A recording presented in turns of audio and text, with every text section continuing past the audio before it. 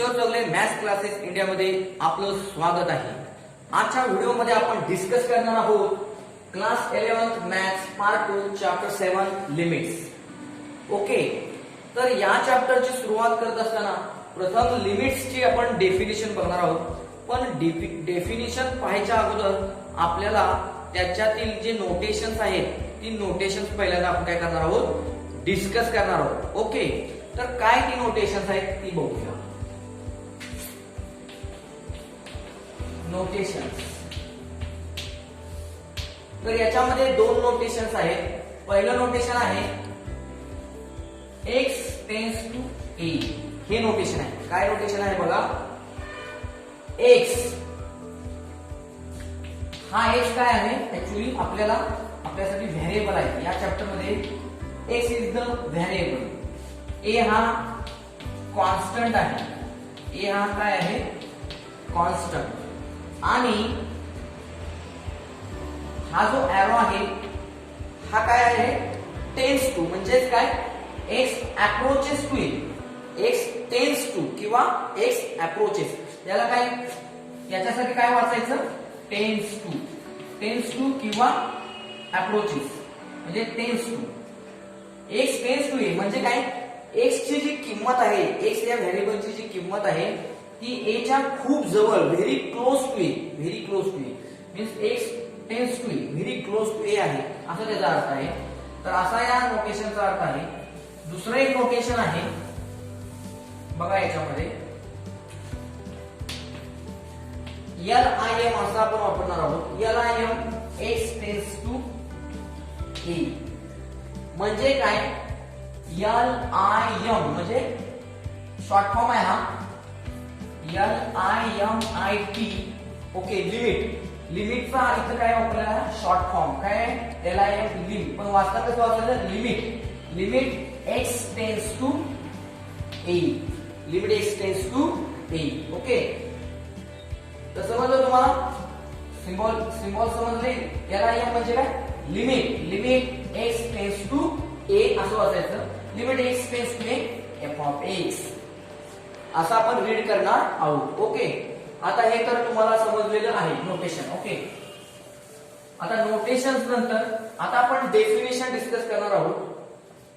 Definition of limit, तर याची definition आपण डिस्कस करण्यासाठी एक सिंपल एक्झाम्पल घेऊया। Okay, so example, consider f of x equal to x plus 3, f of x काय आहे, x plus 3 आहे। ओके, आता या f of x plus 3 मध्ये मी काय करणार आहे बघा, इथे 0 1 2 3 and so on। ओके, आता इथं बघा, मी आता हा जो 3 आहे, हा जो पॉइंट 3 आहे, 3 च्या लेफ्टचे पॉइंट्स आणि 3 च्या राईटचे पॉइंट्स असे मी घेणार आहे। ओके, सो 3 च्या लेफ्टचे जे पॉइंट्स आहेत आणि 3 च्या राईटचे जे पॉइंट्स असणार आहेत ते ऍक्च्युअली आपल्या काय, x च्या व्हॅल्यूज असणार आहेत, आपल्या काय असणार आहे, x च्या व्हॅल्यूज। ओके, तर बघा x, ओके, तर इथं काय होणार आहे बघा, x इथे होणार आहे f of x। Okay, x ची व्हॅल्यू घेऊया from left to the point 3। तर काय होईल बघा, suppose 2.7 2.8 2.9 2.99। Okay, so value of x from left।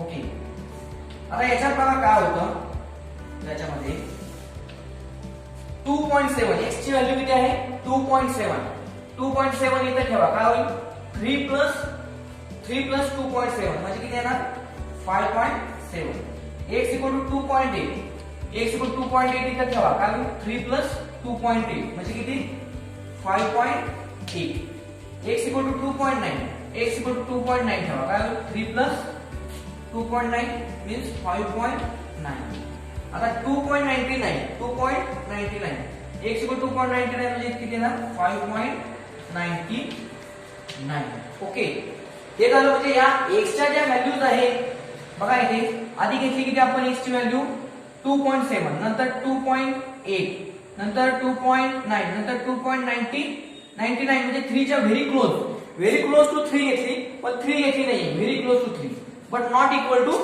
3 तसंच आता सेम आपण काय करूया फ्रॉम राईट घेऊया फ्रॉम राईट बघा आता इथे काय होईल सेम तसंच काय करूया व्हॅल्यूज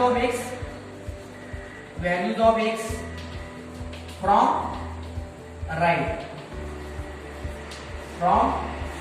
राईट काय होतं बघूया सपोज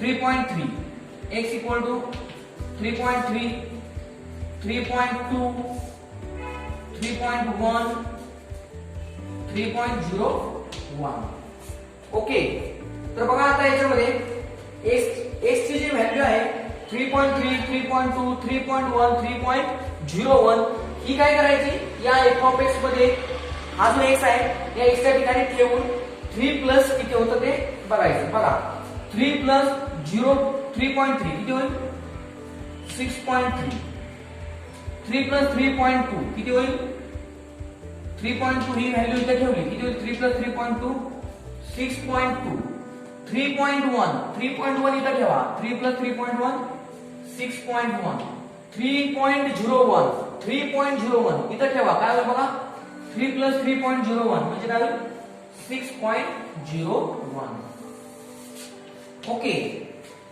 म्हणजे काय झालं इथून बघा लेफ्ट 3 च्या लेफ्ट कडून आपण 3 च्या जवळच्या व्हॅल्यूज घेत गेलो आधी लांबची घेतली 2.7 2.8 2.9 2.99 त्यावेळी आपली व्हॅल्यू काय आली व्हेरी क्लोज टू त्यावेळी आपली 2.99 ला किती आली व्हॅल्यू 5.99 आली आणि नंतर आपण काय केलं सपोज 3.3 इथं आहे 3.3 3.2 3.1 आणि नंतर काय केलं 3.01 म्हणजे व्हेरी क्लोज टू 3 च्या खूप जवळची व्हॅल्यू घेतली आपण जी कोणती 3.0 फ्रॉम राईट ती किती आलं 6.0 म्हणजे limit x tends to 3 not equal to 3 but x tends to 3 म्हणजे x च्या खूप ती x ची किंमत जी आहे 3 च्या खूप जवळची घेतली लेफ्ट कडून आणि राईट कडून खूप जवळची घेतली खूप म्हणजे 2.99 3.0 आणि काय केलं आपण असं इकडून इकडे आलो आणि 2.99 ला काय झालं 5.99 व्हॅल्यू आली तसंच आपण काय केलं राईट कडून असं जवळ आलो या 3 पॉइंट जवळ आणि आपल्याला काय आलं 3.01 ला 6.01 व्हॅल्यू मिळाली आता जर आपण 5.99 आणि 6.01 सपोज आपण याचं ऍव्हरेज घेतलं काय घेतलं ऍव्हरेज घेतलं तर ते ऍव्हरेज काय येईल 5.99 आणि 6.01 चं ऍव्हरेज जर थोडक्यात घेतलं तर ते किती 3 म्हणजेच काय मला इथं म्हणायचं आहे थोडक्यात as x tends to 3 this f of x tends to आता याचा ऍव्हरेज किती होईल 6 होईल म्हणजेच काय 3 प्लस थोडक्यात काय x tends to 3 म्हणजे आपण थोडक्यात 3 इथे ठेवू शकतो 3 प्लस 3 म्हणजे 6 म्हणजे as x tends to 3 पण उत्तर लिहिताना कसं आहे as x tends to 3 x ची किंमत जर 3 च्या जवळची घेतली तर आपली व्हॅल्यू फंक्शनची जी व्हॅल्यू आहे ती टेन्स टू 6 असेल not equal to 6 tends to 6 म्हणजे 6 च्या व्हेरी क्लोज असेल पण 6 असणार नाही आता हेच आपण गणिताच्या भाषेत कसं लिहायचं ते बघूया बघा आता हेच आपण सिम्बॉलिकली कसं लिहिता येईल ते बघूया म्हणजे आता हे समजलं तुम्हाला as x tends to 3 काय आलं f of x tends to 6 म्हणजे थोडक्यात काय limit x tends to 3 f of x equal to limit x tends to 3 limit x tends to 3 f of x पुढे काय ना हे लिमिट x tends to 3 याला m म्हणजे काय limit limit x tends to 3 काय होईल एफ ऑफ एक्स काय दिलेला आहे आपण घेतलेला आहे डिस्कशन साठी x plus 3 limit x tends to 3 f of x काय केलं x प्लस 3 आणि 3 प्लस 3 काय होणार इथं 6 म्हणजेच काय limit x tends to 3 f of x equal to 6 आपण 3 प्लस 3 6 नाही करत तर आपण लिहिताना उत्तर काय लिहितोय कशात लिहितोय limit x tends to 3 f of x चं उत्तर आपण लिहितोय इक्वल टू 6 याचा अर्थ काय this F of X that is this f of x tends to this value 6 as this x is very close to 3 this x is very close to 3 असा याचा practically अर्थ आहे म्हणजेच काय थोडक्यात काय झालं बघूया थोडक्यात याचा अर्थ काय समजा या 3 ला आपण a म्हणलं काय म्हणलं a तर काय होईल लिमिट x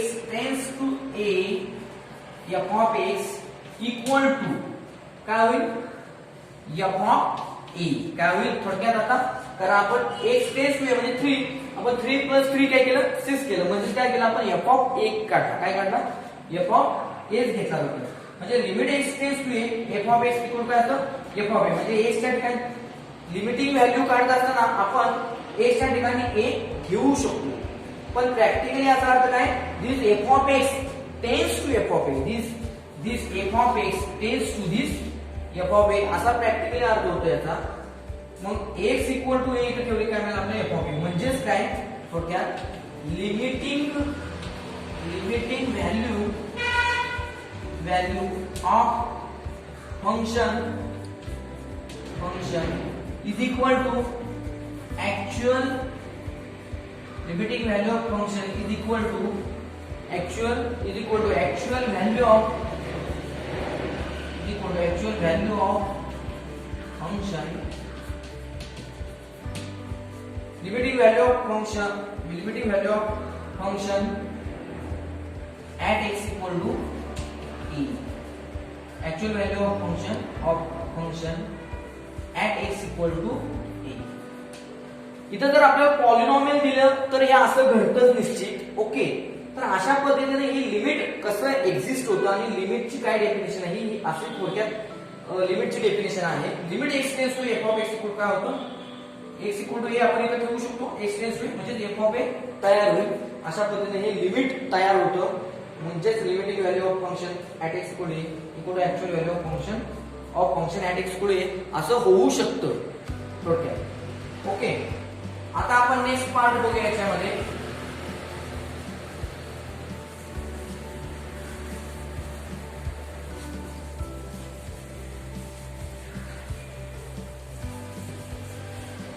आता अल्जेब्रा ऑफ लिमिट्स बघूया algebra of limits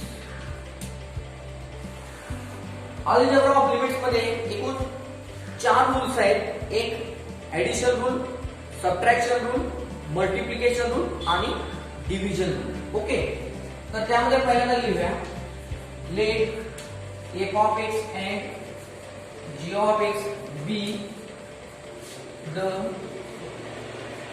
real valued function okay then first addition rule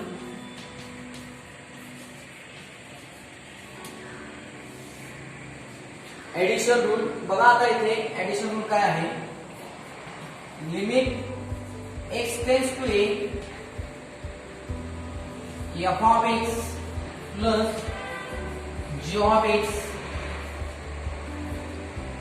equal to बघा आता इथे काळजीपूर्वक हा जो लिमिट हा एक ऑपरेटर आहे हा एक मॅथमॅटिकल ऑपरेटर आहे आणि तो लिनियर ऑपरेटर आहे काय आहे लिनियर ऑपरेटर म्हणजेच काय limit x tends to a ही जी टर्म आहे ती या f ऑफ x आणि या g ऑफ x ला काय करू शकते गुणू शकते जसं आपण हायस्कूल मध्ये बघा x into bracket a plus b असं असेल तर आपण काय लिहितो त्याच्या ठिकाणी इक्वल टू x ना आत मल्टिप्लाय करतो म्हणजे ax प्लस x ना आत मल्टिप्लाय केलं bx म्हणजे x प्लस bx तसंच आपण इथं याला तात्पुरतं म्हणूया लिमिट एक्स टेन्स टू ए ला म्हणूया एक्स, या टर्मला आपण म्हणूया ए, या टर्मला बी म्हणा, आणि त्या पद्धतीने घेतलं तर काय होईल बघा, limit x tends to A F of x plus limit x tends to ए काय होईल जी ऑफ एक्स. आता याचा प्रॅक्टिकली अर्थ काय, तर limit of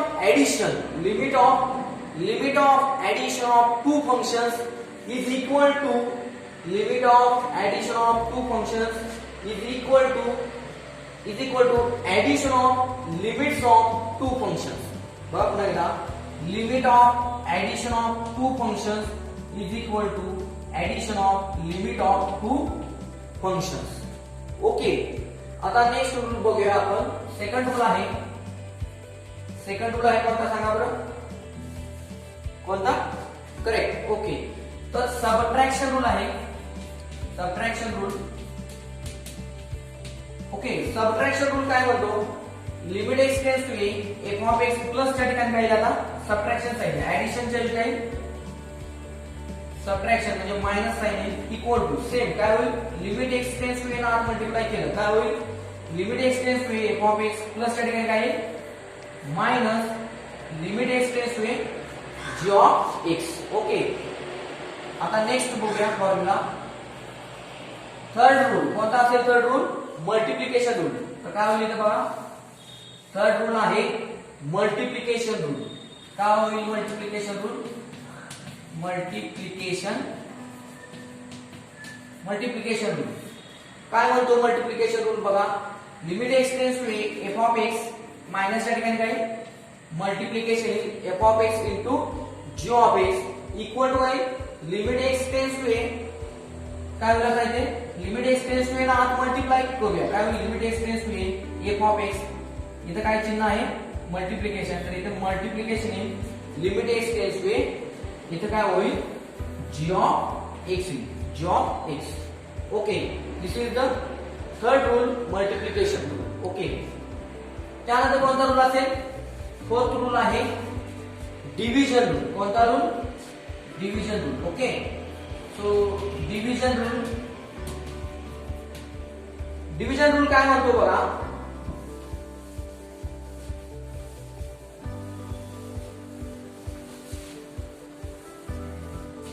division rule, limit x tends to A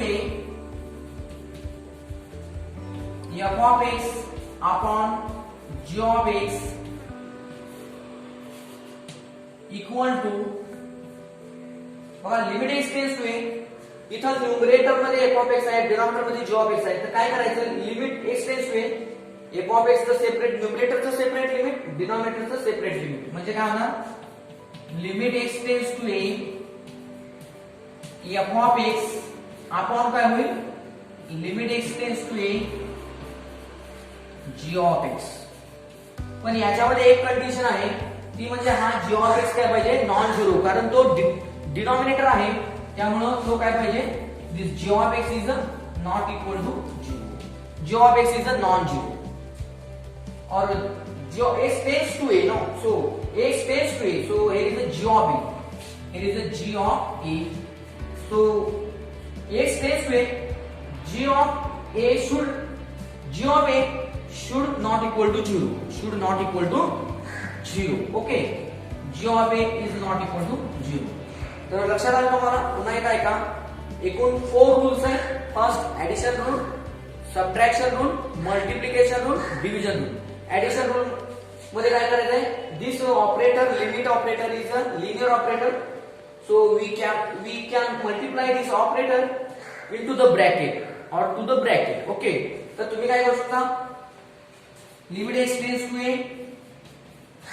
F of x plus g of x कसं होणार सांगा त्याचं, तर या एफ ऑफ एक्स ला या ऑपरेटरला पुन्हा प्लस या पूर्ण पार्टनं या जी ऑफ एक्स होणार. समजा सबट्रॅक्शन रूल पाहिजे असेल, मायनस चिन्ह फक्त घ्या, याला आत मल्टिप्लाय करा, याला आत मल्टिप्लाय करा. डिव्हिजन रूल पण सेम तसंच काय होईल, मल्टिप्लाय. ओके, तर याना अधिक गुणा, या ऑपरेटरने का गुणा, तुम्हाला काय मिळेल, फॉर्म्युला तयार होईल. आणि फोर्थ आहे तो म्हणजे डिव्हिजन रूल.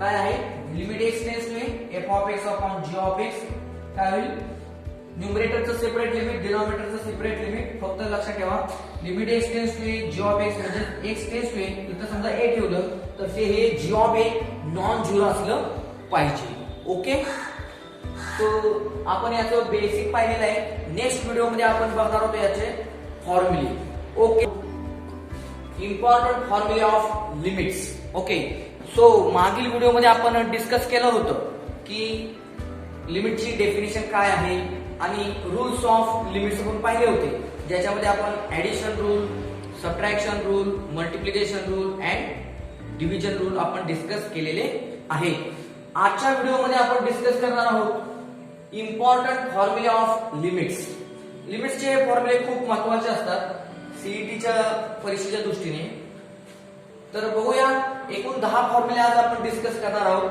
त्यामध्ये पहिला फॉर्म्युला सुरू करूया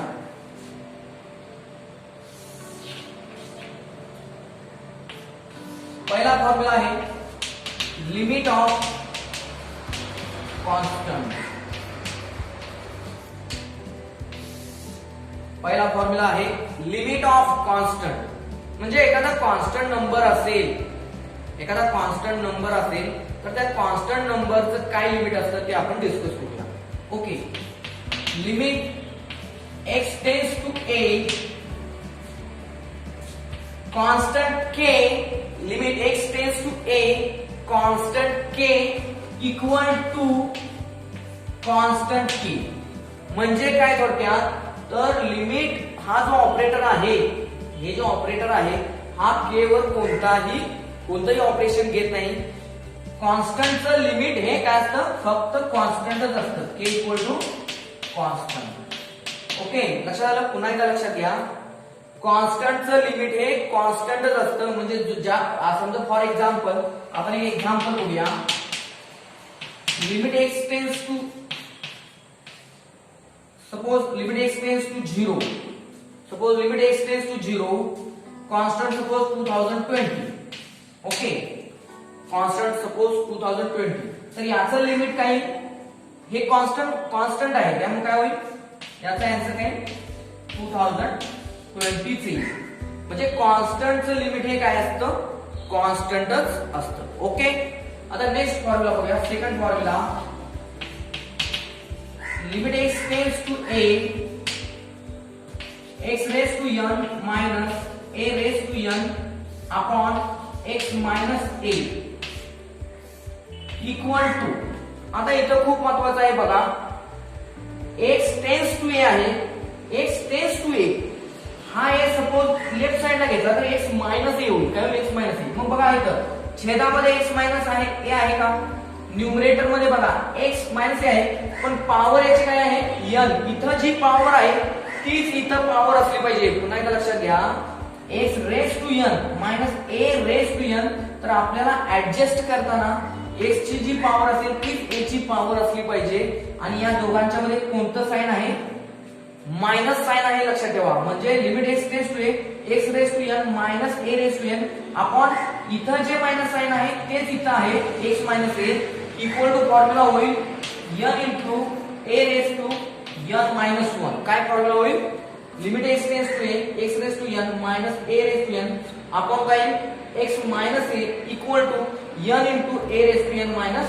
1 आपण एक एक्झाम्पल डिस्कस करूया बघा example limit x tends to 2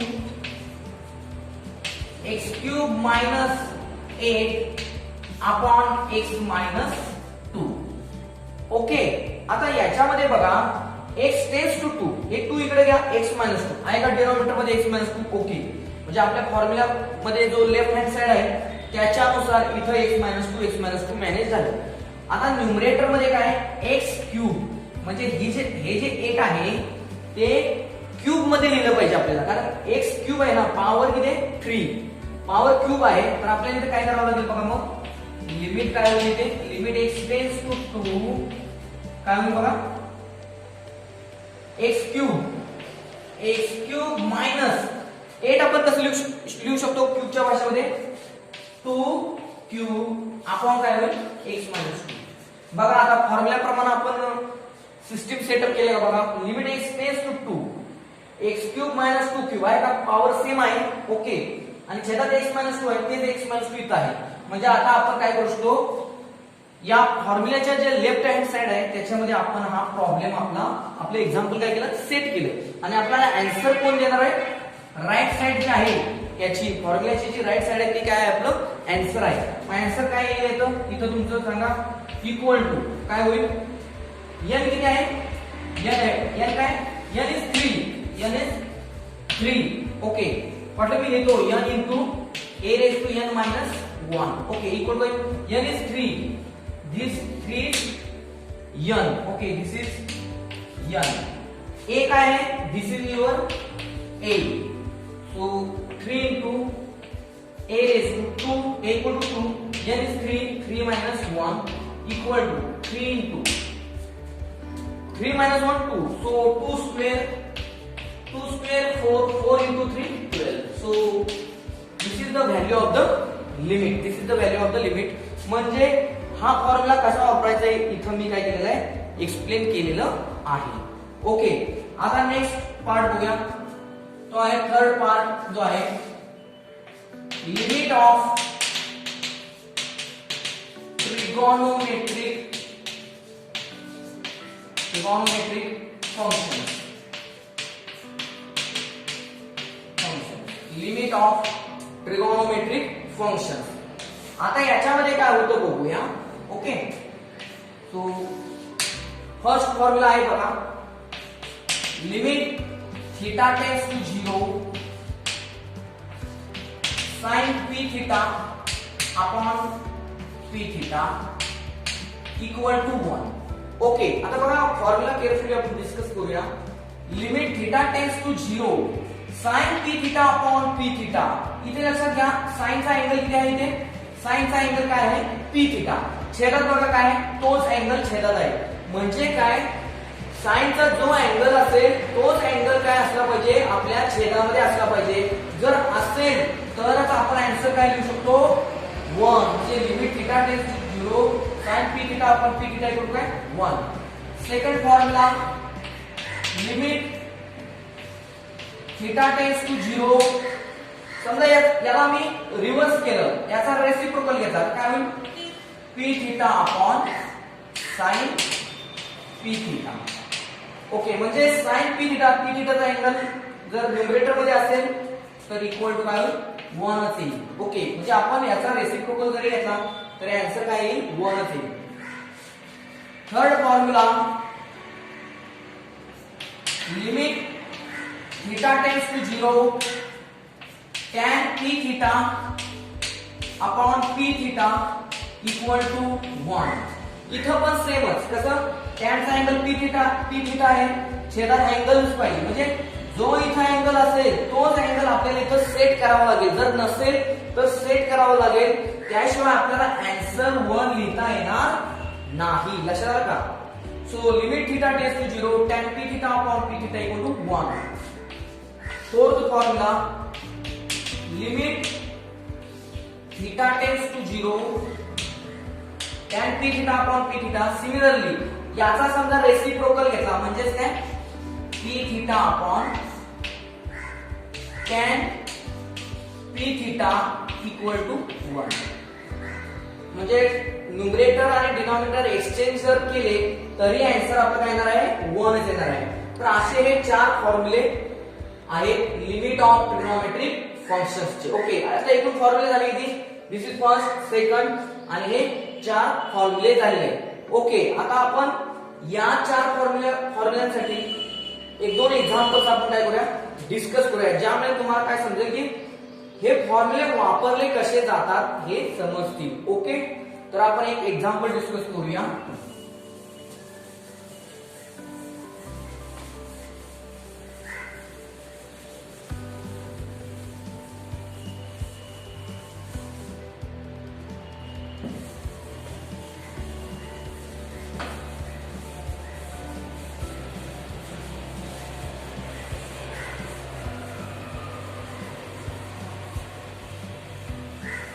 बघा आता एक्झाम्पल घेऊया.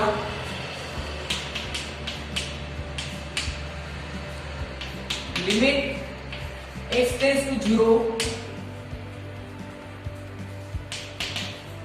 sin 6x upon tan 3x. Okay, this is very interesting example. Limit x tends to 0 sin 6x upon tan 3x. आता आपल्याला या फंक्शनची लिमिटिंग व्हॅल्यू फाइंड करायची आहे बाय युजिंग धिस फॉर्म्युले. ओके, तर बघूया. Equal to limit x tends to 0. Okay, आता याच्यामध्ये बघा sin 6x अपॉन sin काय आहे 3x. तर पहिल्यांदा छेदामध्ये काय पाहिजे, या sin चा अँगल किती आहे 6x आहे, या tan चा अँगल 3x आहे. ओके, तर sin 6x च्या छेदामध्ये अँगल किती आहे 6x, तर तो पाहिजे. आणि tan 3x च्या छेदामध्ये काय आपल्याला पाहिजे, अँगल किती आहे 3x, तो छेदामध्ये असला पाहिजे. तर पहिल्यांदा आपण x तरी ऍडजस्ट करूया. तर काय करूया, sin 6x upon x upon काय येईल इथे tan 3x अपॉन x. म्हणजे मी काय केलं इथं, न्यूमरेटर आणि डिनॉमिनेटरला काय केलं, x न डिव्हाइड केलं. काय केलं, x न डिव्हाइड केलं. ओके, आता इक्वल टू काय होईल बघा, लिमिट x टेंड्स टू 0. आता इथं किती पाहिजे बघा, sin 6x. ओके, आता इथे बघा अँगल 6x आहे, तर छेदात अँगल किती पाहिजे 6x पाहिजे ना. तर हा फॉर्म्युला आपल्याला वापरायचा आहे. 6x छेदात पाहिजे, छेदामध्ये 6x पाहिजे. ओके, तर आपल्याला काय केलं पाहिजे, मग या छेदाला काय केलं पाहिजे 6 न मल्टिप्लाय केलं पाहिजे. म्हणजे आपण 6 न मल्टिप्लाय केलं, म्हणजे 6 न मल्टिप्लाय केलं, हा 6 एक्स्ट्रा आहे, हा रिटर्न एक्स्ट्रा घेतलेला 6 आपण रिटर्न दिला. म्हणजे 6 न मल्टिप्लाय 6 न डिवाइड. सिमिलरली तसंच बघा tan 3x अपॉन x आहे, आपल्याला इथं 3 पाहिजे, म्हणजे आपल्याला काय केलं पाहिजे 3 न मल्टिप्लाय आणि 3 न डिवाइड केलं पाहिजे. म्हणजे काय होणार 3 tan 3x अपॉन काय झाले 3x.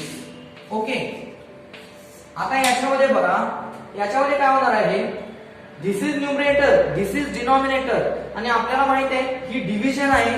So limit of the division by division rule काय होईल, मग सांगा, लिमिट x टेंड्स टू 0 काय होईल, सेपरेट लिमिट होईल. न्यूमरेटरचं सेपरेट लिमिट आणि डिनॉमिनेटरचं काय होईल, separate limit. So 6 sin 6x upon 6x upon काय होईल, limit x tends to 0 3 tan 3x upon काय होईल 3x होईल. Okay, limit x tends to 0 3 tan 3x upon 3x. Okay, आता इक्वल टू काय होईल बघा, आता इथे 6 इज द कॉन्स्टंट आणि हे फंक्शन आहे. म्हणजे जर k कॉन्स्टंट असेल तर कॉन्स्टंट कोणत्याही प्रोसेस मध्ये भाग घेत नाही. या रूल नुसार, स्केलार मल्टिप्लिकेशन रूल नुसार काय होईल, हा 6 जो आहे, हा 6 काय होईल आउटसाइड येईल. म्हणजे 6 इंटू काय होईल, लिमिट x टेंड्स टू 0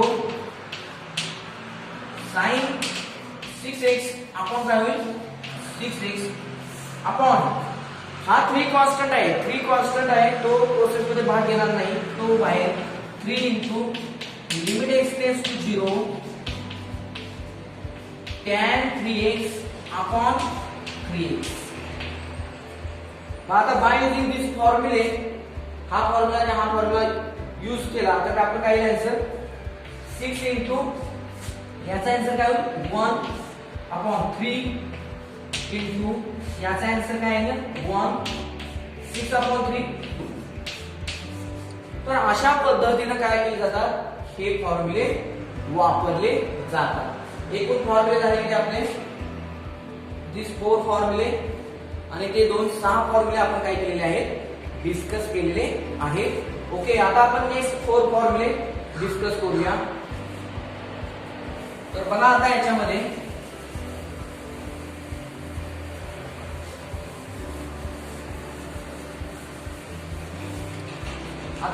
काय होईल बघा, लिमिट ऑफ एक्सपोनेन्शियल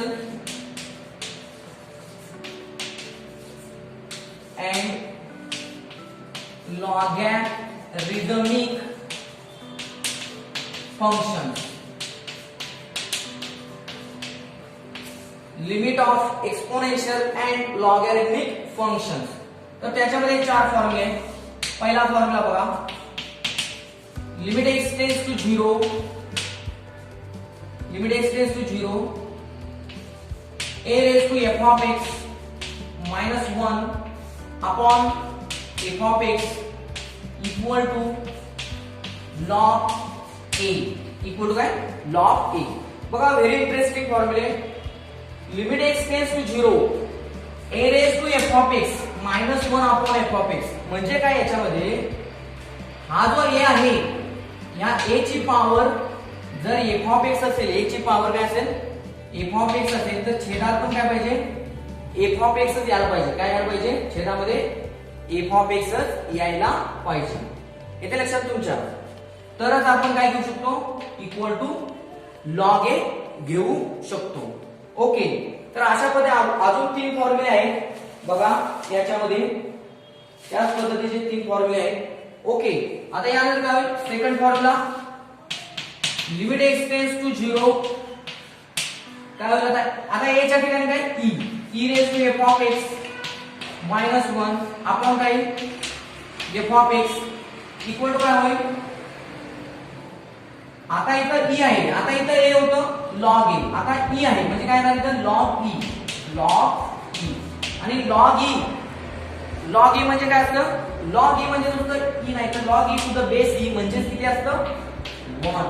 म्हणजे फॉर्म्युला काय झाला, limit x tends to 0 e raise to f of x minus 1 upon f of x equal to 1.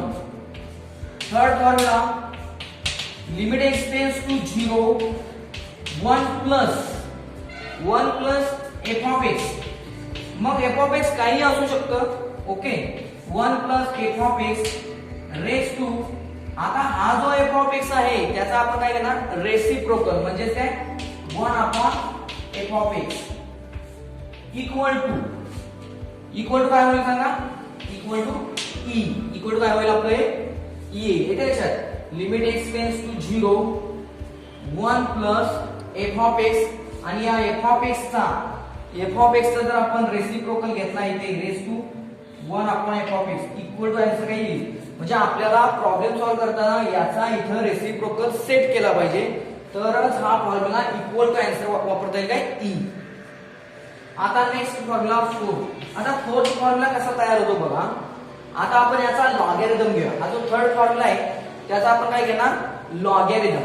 आणि लॉगॅरिथम घेतल्यावर काय होईल सांगा बघा, limit x tends to 0, logarithm हा ऑपरेटर लिनियर आहे, तर काय होईल, इथं लॉग घेणार आपण, तर लॉग इथं घेतल्यावर काय होईल, log of 1 plus f of x, log of 1 plus f of x. आणि ही पॉवर आहे, पॉवर पुढे येईल आणि काय होईल, 1 अपॉन f ऑफ x म्हणजे काय, छेदात f of x equal to e म्हणजे काय, log e to the basic, आणि log e to the basic असतो 1. म्हणजे आपला फॉर्म्युला काय झाला इथे बघा, limit x tends to 0 a raise to f of x minus 1 upon f of x equal to log a. a च्या ठिकाणी e घेतलं तर log e to the base e equal to 1 होईल. आणि limit x tends to 0 1 plus f of x raise to, या f of x ची जर reciprocal इथे घेतली तर आन्सर आपलं e येईल. आणि fourth formula, limit x tends to 0 logarithm of 1 plus f of x upon, लक्षात घ्या, अपॉन काही हा जो f ऑफ x इथं आहे तो इथं छेदात f ऑफ x असला पाहिजे. असं झालं तर आपला आन्सर काही 1 येईल. ओके, तर आता ही जी 4 फॉर्म्युले आहेत याच्यावर आधारित जे प्रॉब्लेम्स आहेत, म्हणजे हे कसे फॉर्म्युले वापरावेत हे आपण नेक्स्ट व्हिडिओ मध्ये डिस्कस करणार आहोत. Thank you for watching my video.